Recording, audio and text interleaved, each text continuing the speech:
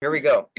I'm Adam Cortez, joined by my co-host, Grant O'Callahan, and we are super excited about who you're seeing on the screen here. That is CJ Albertson, finished 7th place at the U.S. Olympic Marathon Trials. You may have noticed a little under a month ago, he broke the 50K world record just casually on like a Wednesday, just because he felt like doing that.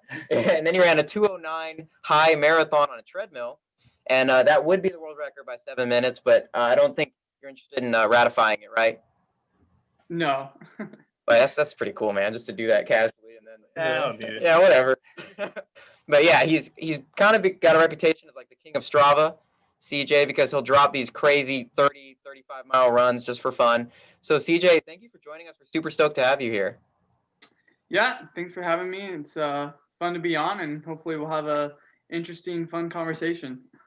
Yeah, that's the goal. I mean, we're both extremely excited. Yeah, and we're both pretty avid, passionate runners, so it's really cool to see. One thing I want to say really quickly is that it's super cool how you put all your runs on Strava, because I think running would be a lot more popular if more pro high-level runners were willing to like share all their training with kind of people that are trying to get to that level or just like fans of the sport. So that's super cool. I'm going to start with, what was your run today?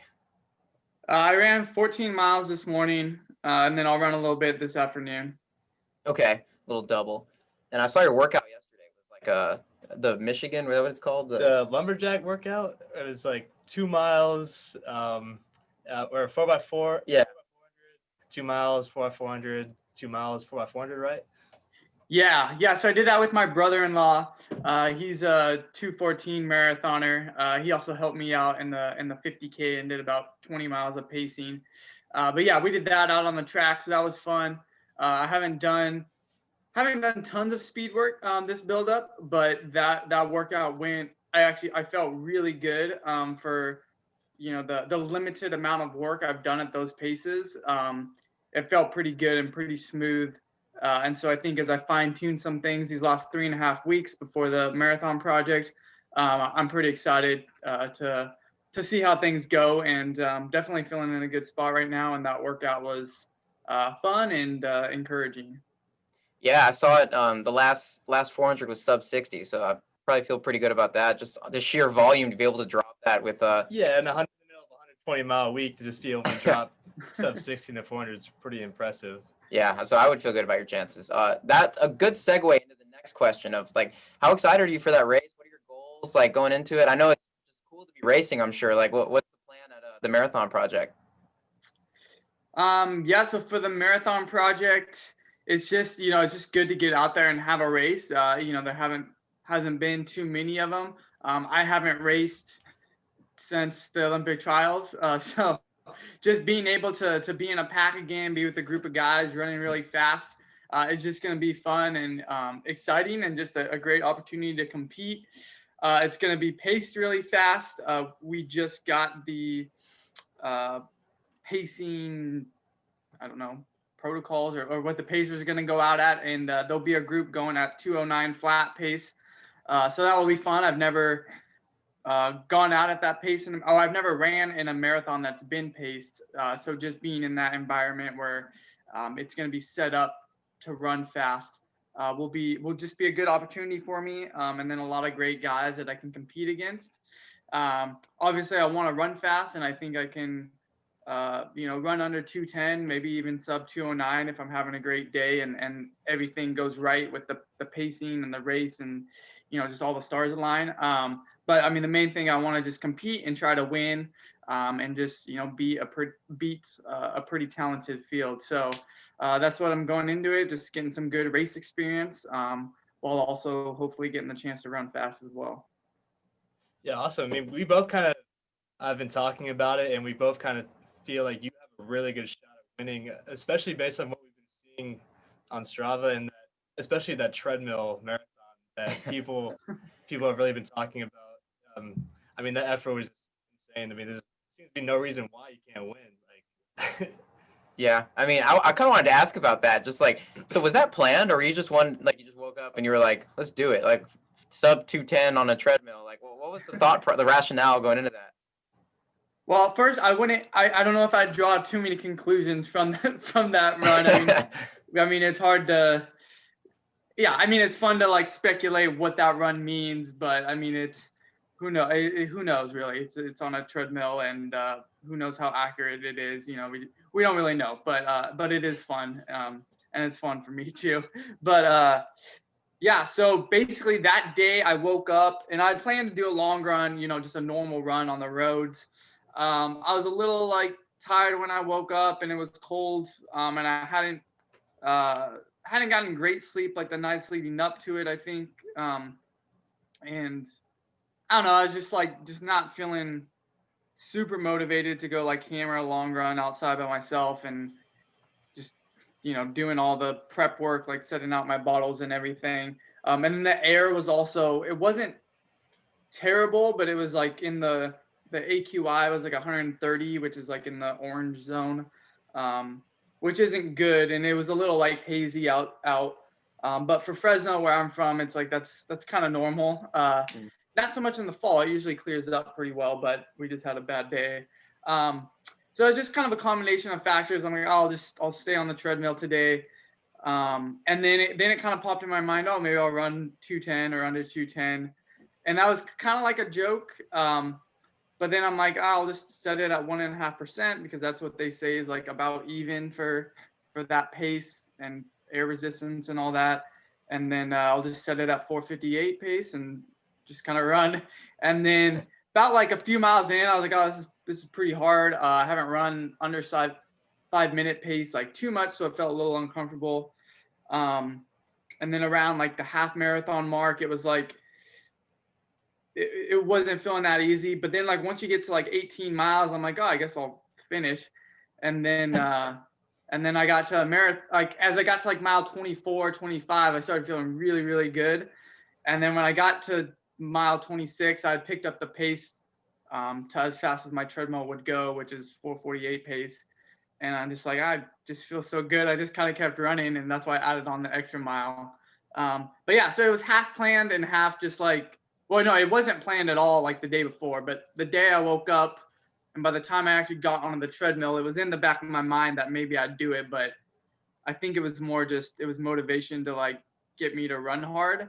And then when I just kind of kept going, and it happened. So that's kind of how I do everything. I just kind of get out and you use something to get you started. And then once you're in the moment, you just kind of go with what feels good and I don't know, what seems exciting at the time.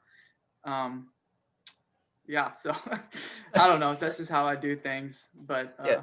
it was fun. I definitely, it felt really good afterwards. I can imagine. Yeah, I mean, that's my favorite thing about distance runners. It's just like how these incredible things, like how casually you'll present them. Like all distance runners do that. They're like, you have a great workout, and you're like, yeah, you know, I just felt really good, and I just kept going, and that was that. But like to put it in context, like to just go on and just run for 2 hours at that pace, just like even if it's not calibrated 100% correctly, that's just crazy, man. And like it shows, if one thing it shows is how fit you are, regardless of what the actual time is. It shows fitness. So I would think that's a lot of confidence going into this race, knowing that you have a really good chance at PRing, especially given that your PR was on a pretty tough course. Yeah, I'm definitely feeling confident going into the race. And I know I had the fitness and definitely the endurance. I mean, I've done a lot of, longer stuff and been putting in miles. And then with the workout yesterday, I mean, I think I have some speed, and I'll be doing a handful of speed workouts and doing some stuff under 4:40 pace these next couple of weeks. So I think I'll have kind of all the tools to use once I get into the race. And yeah, I mean, it's exciting, and just racing is fun. I mean, it's just a different atmosphere when you're surrounded by like a big group of people, and it usually makes things a little bit easier. So I'm looking forward to that. Yeah, I mean, it's gotta be. It's just crazy you can accomplish such a feat just casually when you're not even feeling that good. Like just kind of busted it out, and to me, it being on the treadmill makes it even more impressive. At least for me personally, I hate running on the treadmill, and I feel like I'm like -10 all attributes when I hop on. Like I feel I always feel horribly slow. So I mean, to me, that makes it like even more incredible feat that you can like mentally stay there just on a treadmill for 2 hours, I mean, I think that's part of my personality, or at least my running style, I really enjoy just like a good rhythm and just kind of dialing into a pace and a rhythm. And because I can just, find a way to make a certain pace feel relaxed. And when you don't, the easier part about a treadmill is you don't have to like fight to keep a pace. It's like, you just have to stay on the treadmill. So, when you're running outside, it's like, okay, you kind of have to like constantly feel like you're accelerating to keep 5 flat pace or 5:20 pace, whatever it is. But when you're on a treadmill, it's like you're going to be running that exact pace. So your goal is just to try to make it feel as easy as possible. It's similar like if there's pacers and you're drafting on someone, it's like you don't have to think about trying to run that pace. You just have to think about how easy can I make this pace feel and how efficient can I be at this pace. So when I'm on the treadmill, it's just like that's all I have to do is just how easy can I make this. And as long as you can stay on the treadmill and not fall off, you're gonna run the pace. So, and then like I play music, and I had the TV going. I was watching, I was half watching Community. It's one of my favorite shows. I mean, I've seen it so many times now. If I just pick up a couple words, like I know exactly what's going on in the scene, so I don't have to fully focus on it. But just kind of in those tough moments, it can kind of take your mind off things. I'm just like laughing at, stupid things Pierce says or whatever. But it's I don't know. I enjoy it. It's a different type of zone that you can get into. That's it's nice. It's fun. I agree with you. I do a lot of my I only do like 70, 75 a week, but that's like relatively a lot for me, especially recently. And like I kind of enjoy doing like especially my recovery runs, like my easy mileage on treadmills, because I feel like I don't know, there's no science behind it, but I feel like it kind of boosts my recovery a little bit. Like I feel better the next day. I like that I don't have to worry about my cadence. Like it's just if I stay on, my cadence is right. So that's cool. And I honestly think that like the mental strength that you get from being able to stay on a treadmill for like an hour, 2 hours, whatever it is, it's really helpful in races, particularly like the 10K and this marathon you're about to run. I don't know exactly how long it is, but I know that it's going to be like a billion laps around this like same course. So is that something that goes through your mind that like this is preparing me for those like, when you're going into lap 35 in the race and you have to pick it up? At this point, I don't know if I need more of like specific mental prep for loop courses like that. I mean, almost anytime I do a long run, it's on like a 2-mile loop or even a track. So I don't really think of terms and things of the route. I do in terms of like elevation. If there's incline and decline, then I'm thinking about that. But as far as like if it's a loop or not, my brain doesn't really care. When you're out there, it's just like you're running 26.2 miles, whether that's going in a 150-meter circle or a straight shot or like, a big square, it doesn't matter. You're running 26.2 miles. And so that's just, I don't even really think about it. And the loops are almost more, in some ways the loops are nice because it's just a little bit more feedback of where you're at. And the course, whereas like if you're running, like when I run like a new marathon I've never ran, I don't necessarily like know the gradients or the types of turns I'm going to be making.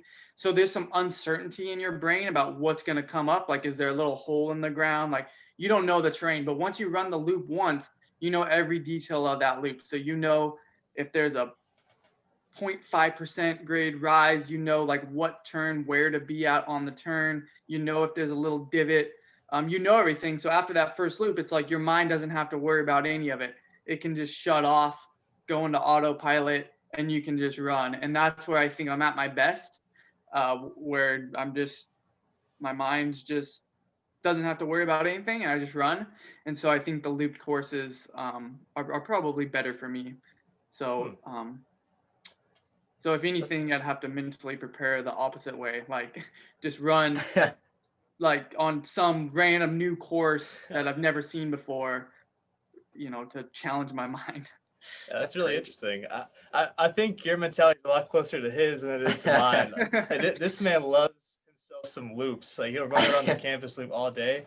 But I love out and backs. Like if I'm running if I'm running 15, I want to just run out 7.5 and run back. It feels just so much shorter to me in my head.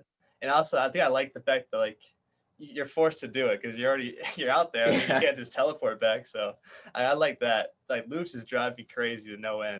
I like what you said. That was like the Bible of my thought process when you just basically nailed. Listen to this guy. Yeah. Yeah, like I did like a 18-mile long run, just like our 2-mile campus loop at like 10 at night one day, and everybody here was like, "You're crazy! How could you do that?" And to me, it's not like it didn't feel crazy because like I agree with you. Like when you're running and you're doing loops, I like the fact that I know where the next turn is. I like the fact that I know what the terrain is going to be. If I throw in a surge, I know what's coming, as opposed to like, oh, I might surge here and then hit an uphill and die horribly at mile 12 or whatever. And in races, I like that same sense. Like I love the 10K because I think I know what a track feels like. And so 25 laps, I just like the sense of like comfort knowing that I know what's coming. And so I agree with you. I think if I were to run a marathon, like whether it be like the London marathon that they just ran or the one that you're about to run, I would kind of prefer to know that it's a bunch of tiny loops and all I really have to do is just lock in. And once I get to that part of the race where the race really starts, I already know what's coming. Yeah. Yeah, no, yeah, definitely. I think out and backs are actually fairly similar because you know the terrain coming back because you just ran it out. Yeah, true. And there is some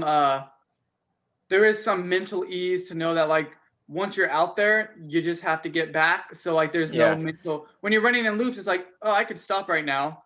Yeah. Oh, I can stop right now again. I can stop right now again. But when you're out 7.5 miles, there's no I'm stopping because what are you gonna do? Walk back? I mean that sucks. So That's you're even gonna worse. run. Yeah. That's true. I do like out and backs for that reason because it's like, okay, I don't feel like doing 16. If I just run out 8, well, I'm stranded now. So it's like I guess 16 is happening either way. But I kind of want to transition to like some of the other performances because you've had a really impressive last couple years, and it's kind of come like trying to say meteorically. Is that meteoric rise? Yeah, you had like a meteoric rise from. You had a really good career at Arizona State. I think it's kind of underrated. All the people on Let's Run that know everything that's ever happened in your life, apparently, that they just comment. They're like, oh, but it's like you had a really good career, and then you kind of disappeared for a little bit, and then just boom, world record, 50K. So like, what was happening in between that time where you finished at Arizona State, and then you become this like stud, one of the better American marathoners? Yeah. So when I graduated in 2017, and yeah, I mean I had a decent career. I'd made the NCAAs in the steeple. I didn't make the finals though, which was disappointing. And then I ran 1350 in the 5K, which is good, but doesn't get you a whole lot in D1 or even in the Pac-12. My best Pac-12 finish was 8th in the 5K, so I scored 1 point, but I scored more in the steeple, but yeah. So I mean, coming out of Pac-12 is crazy. yeah, the Pac-12 is just that's just how it is. But yeah, so I graduated, and I mean I wasn't really good enough to do anything in running. I mean, no one's getting a pro contract or anything running 1350. I probably could have joined some groups if I wanted to. But it's like I was married. I got married in college. And so I'm not going to say like, hey, let's go move to Boulder and, train with some guys and just, I won't work. I'm just going to kind of run and work at a running store. Like, it's just, that's not what I wanted to do. I'd got my master's degree and wanted to teach and coach. So the first semester after I graduated, my wife was still in college, finishing her last semester at Arizona State. I got a cool opportunity to do this like kind of teaching coaching position with these Chinese coaches through the Arizona State Athletic Department. So I worked with them for that semester and kind of kept running. I'd run with the ASU guys a little bit.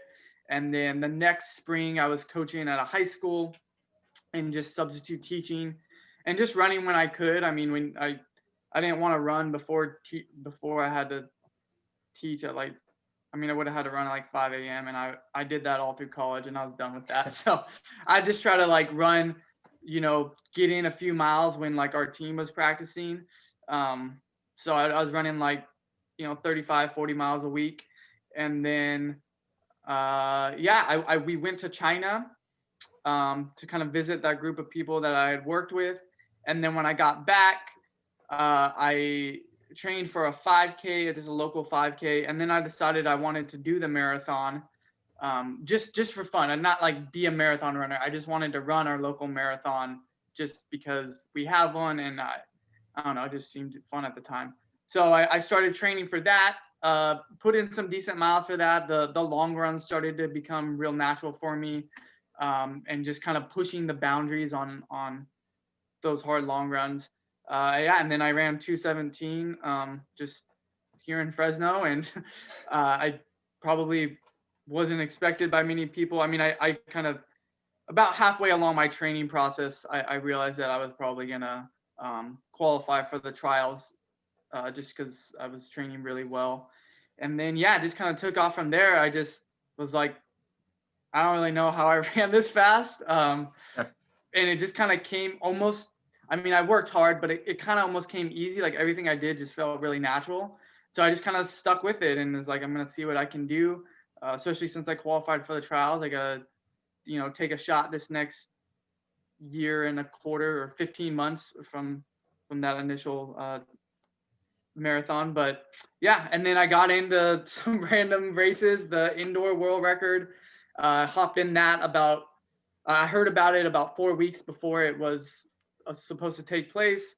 And I just talked to the race director and signed up for it. Flew to New York, ran and won, and, set an indoor record. And then, and I'd actually done a marathon 2 weeks before that, and then did a 10-mile race the week before. So that was my third race in 3 weeks. That's awesome. But yeah, and then just I really got into good shape this past fall. I guess it's a year. Man, this year's gone by fast. Yeah, but the fall of 2019, I ran CIM, and I was second there. I ran 2:13, but I think I was in more like 2:11, 2:12 shape. It was just, it was a pretty slow race, and we kind of jog and surge and jog. It wasn't, it wasn't like a fast from the gun race. And then I got second by 4 seconds to a guy that he's won the LA Marathon a few times and won some other big races. So that was cool. And then yeah, I got to the Olympic trials. Had really good training block. Got seventh there. Beat guys that I probably never thought I'd beat, especially in college. They all like probably 50 of more than 50 of the guys in the field had just absolutely smashed me in college. I mean, I wasn't even in the same like ballpark as them. There's a few that actually were around my level in college that ran really well.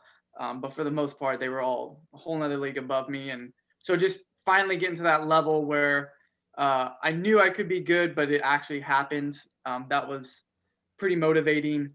And then, yeah, since then, just been, COVID happened and the world kind of just, it's like, what are we doing? And so I took running pretty easy for a few months. And then in August, kind of got back into it, set up the 50K, literally just for something to do.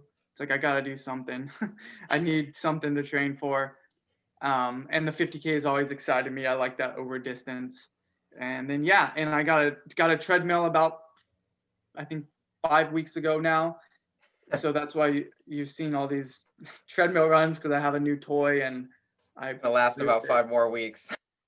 Yeah. Well, it's supposed to be a pretty good treadmill, so hopefully it lasts a long time. But yeah, I don't know. Just it's just a fun journey, and yeah, I guess looking back, it has all happened pretty fast.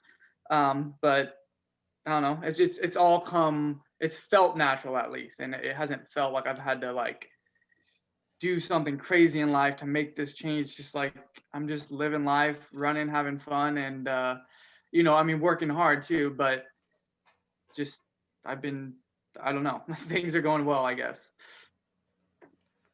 Yeah, that's a really awesome story. I mean, it kind of makes you like impossible not to root for you, like going into the upcoming marathon project. I mean, it's just been such a journey, obviously, and like it'd be so exciting to get a big win. And then I don't want to get too far ahead of it, but after the marathon project, what's your plan going forward, kind of? I'm not really sure. I mean, it's hard to say because we don't really know what's going to happen. 2021 I think is just a big question mark for everyone and everything. I mean, who knows what races will be happening, what's going on. So yeah, I mean, I hope to just run fast there, and then in 2021 I'll just be training. And we'll kind of just see what opportunities open up, what races look like they'll happen. If there's some longer events that are happening and there's not some big marathon and there's not big marathons, then maybe I'll do some, ultra like events. And nothing, I won't do any like crazy trail races. Like you're not going to see me in like Western states or anything like that. But, if there's a 50 mile or 100, even potentially 100K road type race, like that's a potential possibility if there's no big marathons happening. But we'll kind of just see how training goes. If I'll probably, if I'm feeling good, kind of push the envelope a little bit on the long runs, and probably, especially in the winter, just kind of hop on my treadmill and see how long I go before I stop. And so who knows what that will be. And maybe I won't like going 50 miles plus, maybe I will. So I don't really know. I'll just see what I like. But yeah, I mean, I'm just kind of playing it by ear. Whatever happens, whatever opportunities are there, you just try to make the most of the opportunities that happen. And I don't know what those will be. So I really don't know what 2021 will be like. But further than that, hopefully things are back to normal-ish by 2024. And so making the Olympic team is definitely a dream, and I'll definitely be trying to fine tune things for the marathon, and that will be a focus. Okay. Yeah, the crazy thing about you to me is that you seem to have just this incredible ability to recover from these hard efforts, and it's insane because the top marathoners in the world, like like a Kipchoge, a Galen Rupp, whatever, they only do probably 2 or 3 races a year. But I feel like you can go, if there was a marathon every week, like a major, I feel like you could compete in all of them and do extremely well. I was kind of wondering if you had any kind of secret to your recovery. It really just seems the next level. That's when when they were talking about in the fall potentially having like the 6 world marathon majors in like 7 or 8 weeks. I'm like, I could run all of them. But I probably wouldn't. It's a little bit different especially like, I think New York and Boston would have to be at the end, because those are gonna, any race with a lot of downhills are gonna, even though I train for those, they still beat you up a little bit. So yeah, so I probably couldn't do them all, but I would try. You would try. I feel like you would try. Yeah, I would probably try. But oh yeah, so recovering, I think one of the biggest things is just, so it appears that I do run really hard a lot, or at least long. And I think there's a balance between things are physiologically hard, and then there's also a kind of total like mental, emotional aspect of it that's super critical in recovery. So whenever I'm doing things, like I don't look at my training as like, oh, this is going to be a really hard session, or this is going to be something that's super hard and going to wipe me out. And even when I do my long runs, I had this feeling that I know I'm running hard and giving a big effort, but it's kind of like I'm still just running at like 90%. It's just a normal run. It's just a normal day. It's a harder day, but it's not anything crazy. And so it's kind of just like, it's just your everyday, run. Like you guys, you go do your long runs, 16, 18 miles, and you're going to be tired on Monday, but if you have a Tuesday or Wednesday workout, like you're going to be fine. You're going to be ready to roll, and you don't really think twice about it. And that's kind of how I am, like with the runs I do, even though they seem a little like maybe I should be more tired. It's my mentality is just another run, and I'm not like, I don't expect to be killing myself. And then just trying to be just kind of relaxed and laid back in the rest of life. both in how I approach training and think about training, but then just how I'm living life and just interacting with the world, just trying to keeping my levels just kind of even so that I'm not like being crazy or getting too down or too hyped up or whatever. It's just kind of like a mellowness that you just kind of adopt. Like when you listen to Kipchoge or watch him, it's like the dude always just looks like exactly the same. I mean, he's just like, it's like, does anything like mess with your mind? Like, are you ever like just frazzled? Like he's just like, Right. I've watched some videos of him in Kenya and he's just walking around his farm and hanging out at his house and he's just like, just like this, just like Yeah.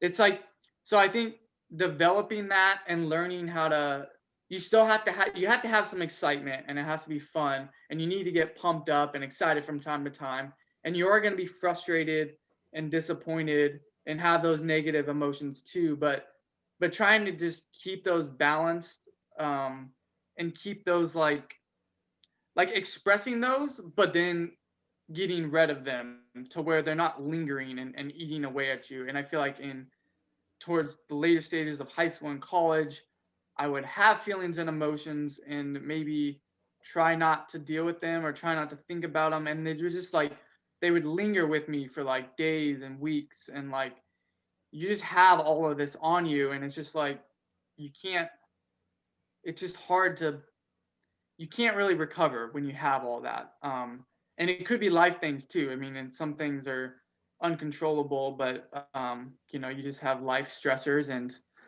but the more you can just kind of not get rid of your problems, but learn how to just deal with them and be as steady as you can, I think is the biggest thing. I do some practical things. I have this tea that I drink that I think helps. I mean, I don't know if it does, but I'm pretty sure it does. It has some good research behind it. It's called Jiao Gulan. Could give you a spelling for that later. It's JIAOGULAN. So this is a special tea that I drink. I try to have a balanced diet with my macronutrients and getting enough carbs, especially when I'm training heavily. Just eating well, it's just sleeping as much as I can. Like a lot of the college athletes I coach, it's like very few of them get 8 to 9 hours of sleep a night. And if you're getting like 4 or 5 or 6, it's just, I mean, I literally, I don't even think I could run 40 miles a week. Like it just wouldn't work. Like when if I don't get enough sleep, it's just like, I can't do anything. So that's huge. And then also just doing nothing, which is sometimes really hard, but just literally just laying there, even watching TV. Some people are really against TV. That's fine. You don't have to watch TV, but just sitting down and doing nothing. Like it sounds super unproductive, but to me, it's like, that's a necessity. Like I need to just do nothing for like a lot. Like I think of myself as like a lion. Like lions just lay around for like 18 hours of the day. They literally just sit there and do nothing and sleep. But then like they're the king of the jungle. Like they're the king animal.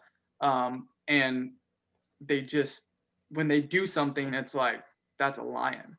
And so, kind of just having that mentality of like, obviously I have a lot of things to do and I got to get them done, but you also have to have some times where you just do nothing and chill out and just lay around. And at times just eat candy and lay around. No, I mean, like, like I'll feast, like I'll eat bad stuff and I'll get overweight for a few months at a time.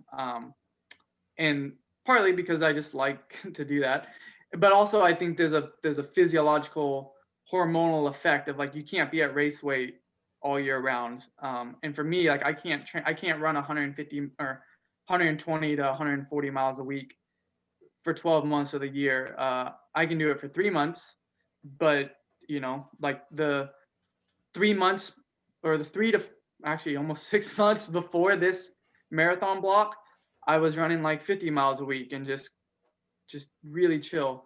So it's just balance. Like, and college is hard, because you have cross country, indoor, outdoor. And so it's like, you're always kind of like training hard and racing, and you got to be somewhat fit and have a decent weight. And then you got all this class and work and stuff you're doing. And it's hard, but just trying to, you got to kind of just pick your moments when you want to be good. Like, you got to pick a season or pick a moment, and try to be relaxed as you can in the other moments. So yeah, I mean, I think a lot of people are going to want like specific answers of like, well, do you stretch here? Do you foam roll here? Do you ice bath? It's like, that stuff matters, but just relaxing and running, it's like that, and having the mindset that you're just going to go out and run and that's it. And it's just going to be just another part of life that you like. I think that's when you can really be at your best. But it's not always easy. Well, that's really interesting because like for me personally, like since I started running, my goal has like I've had different goals, like I want to do this time at this race or whatever. But like my big running goal has always been to qualify for the Olympic trials in the marathon, and I'm kind of getting to a point where like it's becoming, pretty realistic. I think like as realistic as it can be for someone who's never run a marathon. But I think like the allure of the marathon for me has always been that like the people that run it at a really successful level, they all seem to have like to some degree a similar mentality to kind of what you just described, where it's like Kipchoge. It's interesting that you brought him up because like what you were saying was really similar to what he always says, where he's like, I love what I do. So recovering isn't really a thing that I look at it as. It's just like he's excited to get to the next thing and the next thing. And you seem to have a really similar mentality as far as that. And I think that like that's the cool thing about the marathon is that it's not a track race where like you have to go rip some 200s or go rip some 150s or whatever. You can kind of just go run. And like if you feel like you're fit, then you're fit. And that's kind of what I expected you to say, honestly, that like you just enjoy it and you love what you do and stuff. And that's, for someone watching that isn't at that level, it's really motivational to hear that you're just kind of like you're enjoying it and you're making it fun. And like that, I think that's the best way to go into any race or any training block, really. Yeah, and I always tell people you have to analyze yourself, like, because I have this mindset that like I don't really work that hard. Like I try to keep it just a part of my normal life, and it's just I'm having fun. And I'm kind of making workouts up as I go sometimes. But like when I look back, I'm also running a lot. I mean, like people like if other people would look at like you're gonna run 130 miles this week and you're gonna run 30 miles at like 5:10 pace, like that sounds like that would stress. Like if a coach gave them that, like imagine your coach gives you your training plan and it's 130 miles a week, you have some some whatever workouts, and then you have some crazy long run that's like seems ridiculous. Like there's a few people that would be like pumped, like okay, let's see if I can do this. But a lot of people would be like, what? Like they would like be stressed out, like this is, and like every week, like that's how it is. You get this every week, and you're like, what? Like you would just be like, I can't do this.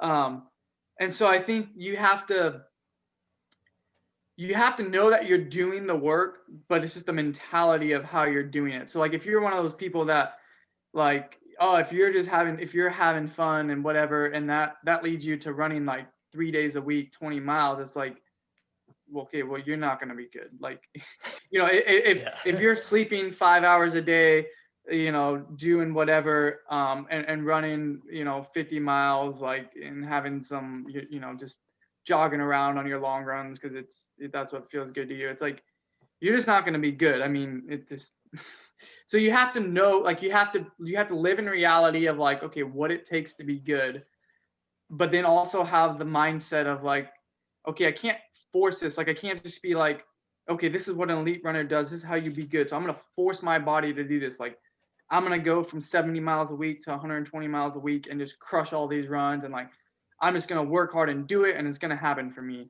And then you just kind of grit every run out for months on end. And it's like, you're probably not going to be very good. It's just because I've done that. I mean, in high school, whenever I'd had a bad race, or in college, it's like, I would just want to go crush the next workout. And I'd be like kind of excited, but more stressed about it. Like, I got to go prove myself in this next workout, especially my freshman year of college. I'd run a bad race and it's like, okay, this next Tuesday, I got to like like prove to other people, but also prove to myself, like I can run fast again and just try to crush this workout. And I was just so exhausted all the time, like, because everything was just such a big deal. Every workout was like, this is like gonna bring my career back. I'm finally gonna be good again from this one workout. It's like, that's stupid. That's not reality. That's not gonna happen. It's like, so once I kind of got over that and just took it a day at a time and just, it's like, who cares? I mean, you could blow up in the workout or have a great workout. One day doesn't mean anything. It's just one workout. Who cares? Just go. I mean, so yeah, you got to know yourself, find the balance, live in reality, but also have a good mindset about it. And then it'll take some time to figure that out, but that's what you got to do if you want to be good. Yeah, I mean, that seems like it's such powerful advice, especially coming from somebody like you, because I feel like a lot of runners as a whole are just so neurotic. Like we're always thinking, gotta do more, gotta do more. Like, and everything's so comparative as well. You always know how many people are better than you, so it's that like adds an extra stress. So like the advice to just kind of do nothing sometimes, and just kind of unwind, get rid of the stress is just it's just such a good idea because I mean the body really can't recover when it's under stress, and I mean recovers when we get better. So I mean I feel like more people need to implement that advice. You can run as many miles as you want, but if you're not recovering, you're not getting better. Yeah, No. that's well said. So I kind of want to talk about doing nothing. Let's like flip to the opposite end and like, can you talk to me a little bit about balancing having like a job as a coach and a professor and all? I mean, you've had that as your background the entire time. I feel like people watching are going to be so confused, but that's the college that you coach at. And so can you talk a little bit about like that balance of like being a coach and a full-time educator, and then also being a pro athlete running for Brooks and all that? Like just what that seems crazy to me to be able to do both. Yeah, I think almost ironically, I think that I'm better when I'm in a routine and teaching and coaching.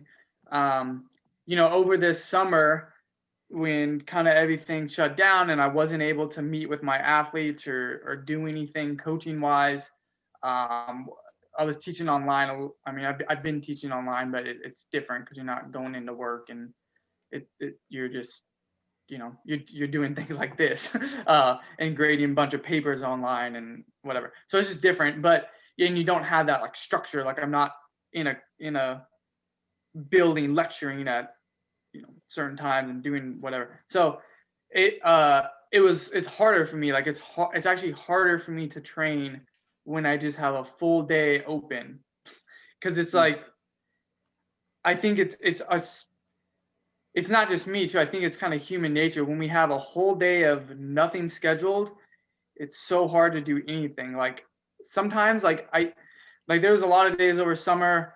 I mean, I wasn't really training for anything, so there was some lack of motivation too. But some days I just didn't run, but I literally had nothing on my schedule. It's like I had nothing to do all day, but it was so hard to get out and run. But then when I'm teaching and coaching, it's like I only have certain hours here and there, so it's like I go run because this is the time. This is my free time that I have, so like I get the run in. And when I'm coaching, you just kind of get miles in. Like I'd run, like for example, last Friday I ran like 5 miles before practice, because we practice in the morning, and again I don't like to wake up super early, but I ran 5 miles before they got there, and then they were doing a long run we were doing like a little tempo mixed in with a long run. So it was on like a loop kind of course. So I was running the opposite loop so I could see everybody and monitor everybody. So I ended up running like 17 miles that morning just because people were doing a lot of running and I had run before. And so it's like I got 17 miles just at work. Like so I end up running more sometimes while I'm doing other things. And then like if I have like teaching class, like it's like, oh, I got an hour between classes, I go run for 45 minutes. And it's just, or whatever time you have, you just kind of run as much as your time. So a lot of times I'll end up running more just because it's like, well, I have an extra 5 minutes, I can run 5 minutes more. Whereas if I had nothing, maybe I would have just said, oh, I'll just run 5 miles for this double win. So so yeah, and I like routines. I'm really good once I get into a schedule, kind of like being on the treadmill and getting into that rhythm. I'm kind of like that with life too. When I get into a steady rhythm and things are going, it helps me. There are some challenges. I mean, when we have meets and we like if we'll have a big invitational or something, I do have to make some modifications to my training, and change some things up to accommodate what I'm doing in my work life. But at a community college in California, we only compete in state. So, we're not traveling. Like if I was coaching on the NCAA, like I'd be traveling for like 3 days a week. We get there on Thursday for a Saturday race, and it's a lot harder to train like that. But for us, they're all pretty much all day trips. Like we'll race on Friday, wake up Friday morning, drive to the meet, come back Friday night. So it's a day. So it's not basically my job is conducive to high levels of training, whereas a lot of other jobs aren't, and even a lot of other teaching and coaching jobs aren't. But that's part of the reason why I am so excited to be in the position I'm at the college I'm at, and at the level I'm at, because they can both work, and I think they complement each other. Like I feel so much better as a runner when I'm coaching, because when I'm talking to my runners, I'm like talking to myself too. I'm like, oh yeah, I need to be doing this or thinking about this, or thinking about this when I'm running. And it's like, they always say you learn best when you're teaching it. So if you want to know math, or like if you're struggling in a physics class, tutor someone in physics, because like you're going to be forced to figure it out, because if you have to explain it, you're going to have to know it. And I think that it's true in everything, and definitely it's been true for running for me. I mean, that's extremely profound, and it's inspiring too, because there's this growing sentiment that I mean, it's been around for a while, that if you want to be a truly good runner, you have to just do running. You go do your run, you go get your massage, just hang out all day. So to hear that someone like you can compete at such a high level while doing so much is just like inspiration to everybody running right now, that like you can do so much more. Like you always have more to give, and it can even help you in your running journey. Yeah. Well, I mean, when your job it has to do with running, it makes it easier. Yeah. If I was like a business guy or a engineer, whatever, it's like it's a little bit different. If I was sitting at a desk or doing manual labor for 10 hours a day, or like my wife, she's a nurse. If I had 12-hour shifts, it's like that probably I probably couldn't do it. I'm just being like I couldn't. So, or I couldn't do it at the same level. So there's I have a good situation, and I recognize that, but and I think others may as well too. But it's also it may not be realistic for everybody. But you just got to find out. You got to get the most out of whatever situation you're in.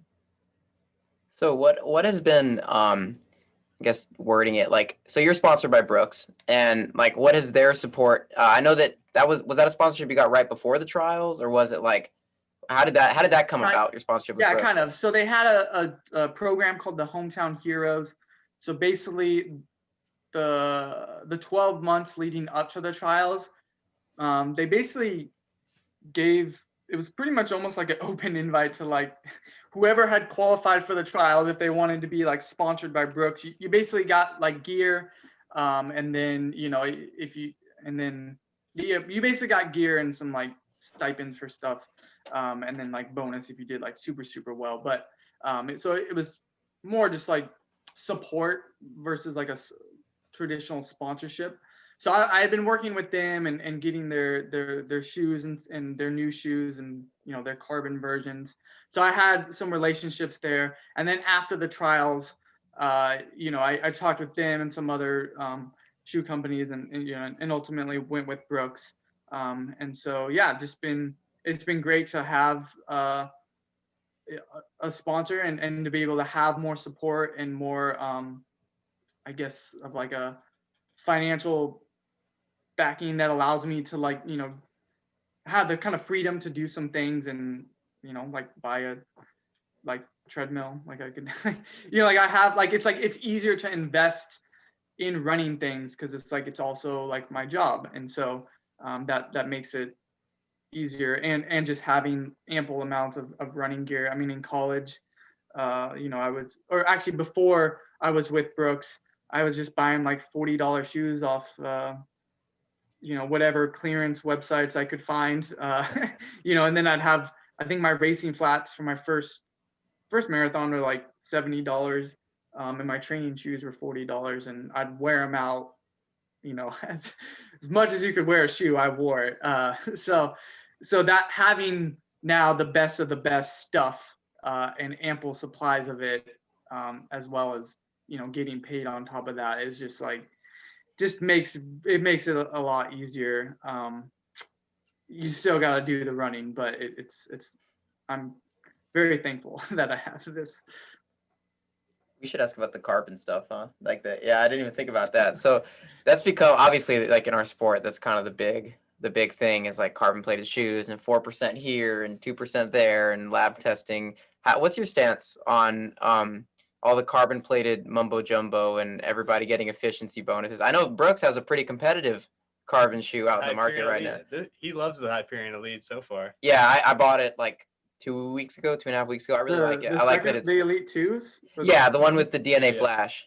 Yeah, they're pretty good. Yeah, I like that shoe. What I like about it too is that you get that super shoe thing, but it's also like really durable. At least it feels that way. Like it's built really solidly, and a lot of the super shoes I think are, they're built to kind of go 100 miles and lose that efficiency over the course of the life. So I guess a two-parted question: how do you feel about just the whole thing, the super shoe and all that, and then like also Brooks's really, really nice super shoe?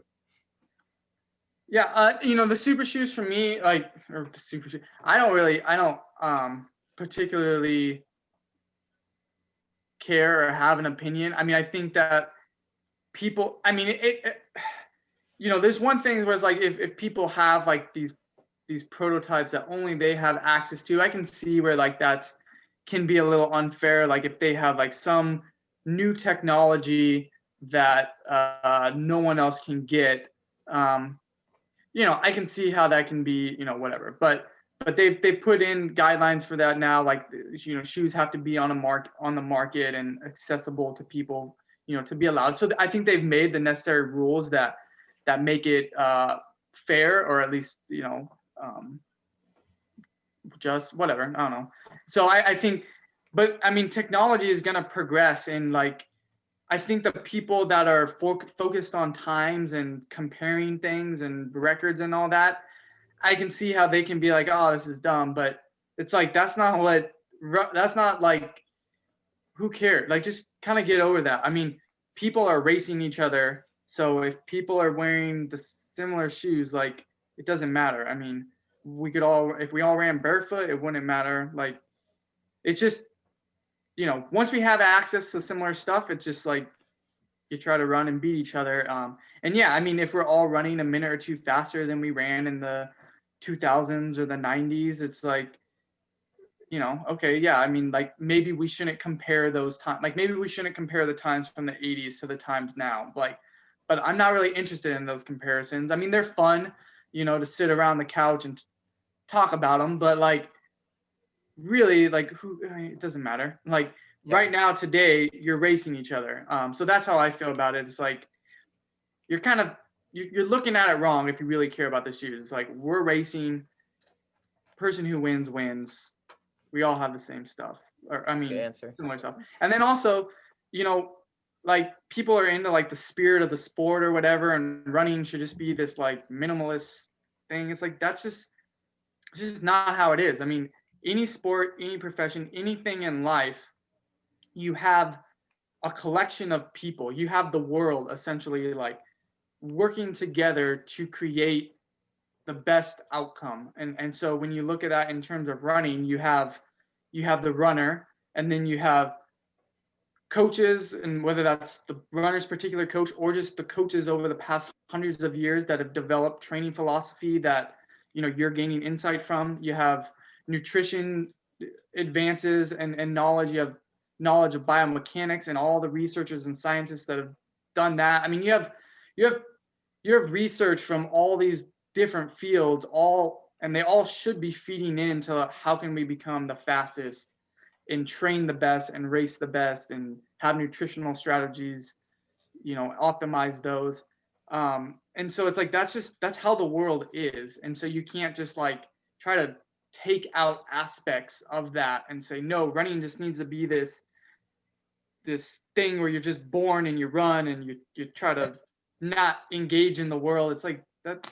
Why do we want to do that? Like, let's, because that's like some, I don't know, it's just weird to me. So I like the innovation, and I'm all for any advances in technology. I mean, there should be limits, of course, but whether it's like nutrition things, I'm always looking for new studies in nutrition. Like how does what we eat affect us, and how can we optimize our training, recovery, and performance with that. What training technologies can aid us and give us better feedback on what our bodies are actually doing. So yeah, that's kind of my philosophy on it. I mean, I love it. Like anything that's new, like I want to try it. It's cool. Maybe it works, maybe it doesn't, but I want to find out. And I love that just research mind. And I think that's what moves the world forward. And it's more of a life philosophy versus a running specific philosophy.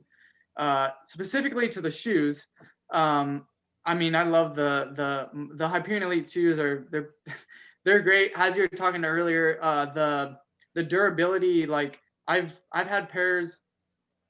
I've put at least probably 400 miles on a pair, and they feel pretty good. I mean, they hold up far more than 100 miles. I mean, I try to race with a fresh pair, only having a few miles on them, but training wise, I mean, you can wear them for a long time. I mean, that DNA flash lasts, it's honestly seemingly like forever. Like I wear down the tread a little bit, but the actual foam itself, it's like, I mean, because I have the Hyperion tempos that I pretty much train exclusively in, like traditional trainers. I don't even wear anymore. I just wear the tempos for training, and then for like my workouts in long runs and races, I wear the Elites. Just because the foam is just, it's just something else. It's great, and I think it does save your legs. I think that recovery aspect, I think the shoes do play a role, just because that foam does save your legs a little bit. I mean, if you run on traditional flats, from 2008 or before, like how we've usually done, your legs are going to be a little bit more beat up versus these, these great foams, and which is fun for me. Like, why would I want to have this suffering in my legs every day when I could pound out 30-mile runs with innovative technology? I mean, that's how we feel. That's how we feel too. Pretty much exactly like I'm that. Pretty much on the same page as you. At first, I was a big naysayer. I didn't like it at first when it was really just Nike. When they were so far ahead of everybody else, I was like, "Is this bull crap? If you're not a Nike athlete, you're screwed." But now like that, everyone has a competitive shoe, like every company really. And now that I've worn them and tried different ones, I really see how crucial it can be. Like that's the thing with me, is like the recovery aspect is what's really gonna push people to run even faster, because it just feels like there's just so much less strain on your legs, and it's just, I mean, especially for marathons and stuff, I gotta imagine it's a complete game changer. So as long as people can stay healthier, run faster, I mean, I'm all for that. Yeah, and I think, I mean, obviously I'm with Brooks, and I think they're great, but I mean, at the same time, like I don't feel like people should be like mad or whatever about Nike, like, because if they bring something innovative that at the time like no one really had and it was better, it's like, I mean, their runners, like, for a period of time, like, probably did have an advantage. I mean, it just is what it is. But like, I mean, work with the best people. That's how life is. Like, if you need people around you that are the best, and like you have to be trying to work with the best, and like, this is how life is. I mean, like, if I didn't have great parents, or great coaches growing up, and just great environments and great support around me, like, I wouldn't be where I'm at today. If I didn't have people that believed in me and like advocated for me, I wouldn't have the job I have now. So it's like, I mean, in some sense, it isn't fair because people don't necessarily have those good situations or have those opportunities or chances, but it's also like, it also puts an emphasis on like all of us. It's like, okay, like we all have a part to like,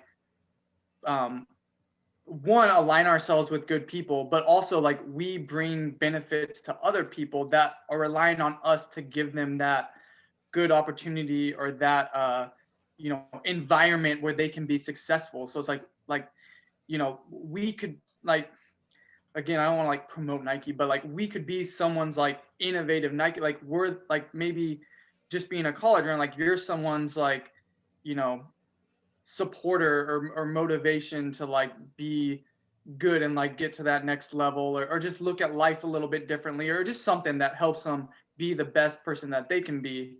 And so like that's like all of us. And so that's, when I look at like my training and working with Brooks, it's like I feel like they're helping me do that. And hopefully I help them as a company be better too. I mean, I have a lot of ideas of even things with shoes because I have weird feet. But hopefully like it helps their design team and even helps their innovation. As much as they're helping me, it's like maybe I can be a help to them. And even my training, like people look at my training and it's like seems kind of nuts, but like maybe there's gonna be tons of people that run under 2:10 in the marathon in the future because it's like, oh yeah, we can do these 30-mile runs. It's gonna suck at first, but like our bodies can handle this. Like it becomes a normal part of training. And then we're all, we have the Olympic trials and we got the top 20 guys running 208, 209, and the top 3 are running 205. So, yeah, I mean, that's kind of like more lofty things, but that's kind of how I view things. So I don't even remember what we were talking about, but. I like wherever you took it, I was a fan. Yeah. It was like very. That's awesome. Pushing the sport forward is what it's all about. Yeah, I don't understand I don't know. We have a lot of like internal conversations about Let's Run and how it's like simultaneously the best thing for the sport and also the worst thing for the sport, because it's like there's no other website that really publicly pushes running forward the way that Let's Run does. But at the same time, it's so toxic. Like everybody there is like, not everybody, that's not true, but a lot of people there are really negative and like very like someone will post and be like, hey, I just ran a 17-minute 5K. Do you think I can run 15 by the spring? And they're like, no, you can't. You're slow. Your career is over. Yeah, you'll never be fast. And like I remember when I was in high school, and I was that kid that was like, hey, I just broke 17 for the first time. What do I have to do to get to a Division I college? And like, you just get crapped on right away. And I think that like if more people had that mentality you have of like, let's just try to make everybody around us better and be the best we can be, I think the sport would be a much more holistic place, probably be supported more. Yeah, I mean, the good thing, I guess the good thing about Let's Run's bad aspects is like at least it's like honest about the world, right? Because it's like, yeah, like how you said, it's like the best part of running and some of the worst parts, but it's like, but that's kind of how life is. We just kind of filter things, whereas Let's Run is like, it's not really filtered a whole lot. And yeah, people are jerks, but it's like, but that's also life. And like, people are legitimately thinking those things. Like that's how people view things. And I think that even though they sound like jerks, and maybe they are, I think there's some value in like, I don't think they should say those things, but I think there is value in reading those things because it gives you the perspective of the world. If I'm doing something crazy and like people are like, oh, he's overtraining or whatever, then it's like, okay, like I can see, okay, so this is how people think. Like this is the mentality of people, that they think that running and training has to go this way. And and so it gives me insight into how they think and how maybe my athletes think. Like they don't think that they can do this, or they don't think they can push the boundaries in their training here, or think of running as being this easy, natural thing. Like they have these preconceived ideas and notions and thoughts and feelings that these people are on Let's Run are expressing that, they're not going to express to me because I'm their coach, but like they probably think that way.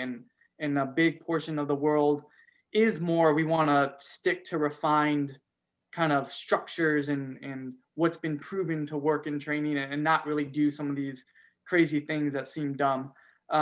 So it's cool because you can even, sometimes people just say things that are just absolutely just, you can't interpret it as any way as they're just trying to be jerks. But sometimes it does give you good insight, and you can figure out how people really think and feel.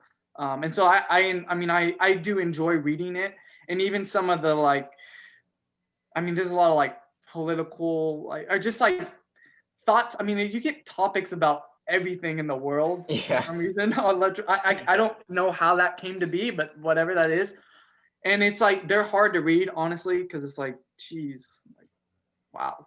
But at the same time, I try to read them sometimes just because it gives me insight onto how people think. And when people can express themselves completely unfiltered, just expressing how they feel and think, like that's important to know as a human, like just as a person that's trying to live in the world with everybody else, like even the bad parts of us, like why are we thinking that? And so there's some value in that at least I take from it. Yeah, that's a different perspective. Yeah, I'm very low on Let's Run, to be honest. Just there's so much negativity is the only thing. But you're right. Like there is a lot of valuable information there, because there are some people there that like have been in running for like 50 years and they know everything. And so like if you find a gold mine thread, sometimes you can get like some really, really valuable information. And there are a lot of people there that are super intelligent. I just wish that people were a little more positive, I think, in their outlooks on like life in general on that website. But yeah. I have one more question, because I know we've had you for like 70 minutes, so yeah, probably have things to do, another double to get and stuff. So are you ever going to go back to the track? Like, are you ever going to try to run some quick 10Ks and stuff like that? I want, so my original plan was after the trials, I wanted to run the 10K and try to qualify for the Olympic trials and the 10K, just to be back on the track. And we were going to go to some meets as a team, and then like my college team, and I was hoping to get into some good 10Ks, but obviously that didn't happen. And so yeah, as I talked about earlier, it'll just be one of those opportunity things, like if there's some 10K, 5K and 10Ks happening this Saturday, this coming Saturday, next week, in like LA area ish. It may, I don't know where it'll end up being for sure, but I probably would have tried to run those but then the Project Marathon came up, and that's kind of a better opportunity for me. So we'll see what happens in the spring and summer and next year. I do want to run. I've never really raced a legit 10K. The only 10K I have on like a time for, I was pacing, and then I just kind of I ended up finishing after I kind of like dropped off and then just finished. But so I do want to run one, and I'd like to see what I can do and really focus a block on some speed. But right now, I don't know. Yeah, that'd be awesome to see. We're planning on running in South Carolina on the 11th and 12th. I'm going for a 7:14 in the 5K, and he's going for 7:30 in the 10K. Hopefully, yeah, nice. That would be cool. Yeah, so it would be cool to see you on the track. I would imagine that you could probably run your 5K PR close to twice now. So that would be pretty. That'd be a pretty cool thing to do. Yeah, I have to do. Yeah, I'd have to do a lot of specific work to run 27:40. My training would have to be a lot different, and there is. So since I don't train with a training group, for the marathon, I think can be beneficial sometimes to run solo a lot. But when you're doing 5K, 10K type stuff, and you got to do a lot of work at like, in the 420s per mile, and some longer reps, because I can do 400s like that. But when you're doing like, 245 Ks, it's hard. I mean, it's a different type of running, and it's really hard to do. It's just harder to do by yourself. And yeah, I mean, I don't know. Maybe I'll do it, and like I would like to, but it's just it wouldn't be that easy. I would say it'd be yeah, it'd be hard. I think I'd be happy running like low 28s. It would be. I mean, I think that'd be fine for me. Any more questions? Oh no, I mean, I think pretty much covered everything. Yeah, we talked. I feel like we know you very personally now. Yeah, there's a lot of stuff was covered. So yeah, thank you for coming, CJ. We appreciate you being so gracious with your time and stuff. It means a lot to us that you like made this out of your day and really like just were so cool the whole way through. Yeah, well, cool. Yeah, thanks for having me. Good luck in your guys' races in a few weeks, and yeah, just thank you. Good luck with whatever you guys end up doing. Yeah, good luck to you too, man. We'll go be kill rooting it for you, man. Yeah, go kill it. Go win that thing. We'll be pulling. And if you want to come back afterwards, talk about the race and everything, we would be more than open to that. Just to, just throwing it out there. All right, cool. Well, yeah, hopefully it goes well. But I mean, it can be a good story either way, I guess. Yeah. So, well, we'll be messaging you and stuff and pulling for you, obviously. And you're a really cool guy. So good luck with everything, CJ. And thank you so much for taking the time out of your day. It's awesome. All right. Well, thank you guys. All right. Later. Have a good one.